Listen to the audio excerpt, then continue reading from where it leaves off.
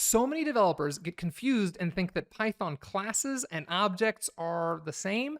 They're not. Take a look at this simple sword class in Python. Classes are templates for creating objects. They bundle data, like the metal property, and behavior, like the getDamage method, all into one unit. In this case, the sword class. But it's just a template or blueprint. To use a class, you create new objects from it. Our sword class defines how swords might work in an imaginary video game, but then when we run the game, we need to create actual player objects and give them instances of sword objects, each with their own internal state or data. For example, I can create a new steel sword like this. By using the class name here, sword, we're actually calling the class's constructor method, which in Python is always called __init___. That's where this steel parameter is going. It's being set to self.metal.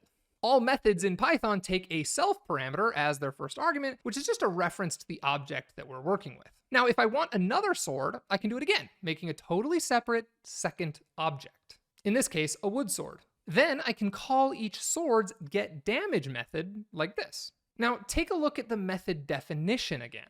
That self parameter, don't let it confuse you. It's there so that methods can access the properties of the object in question. So while getDamage method appears to take an argument, self, we don't actually put anything in the parentheses. And that's because Lane's sword, in this case, is what's passed in automatically as self.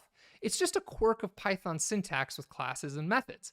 The thing on the left side of the dot when you call a method is the object that's passed in as the first parameter, which we conventionally call self.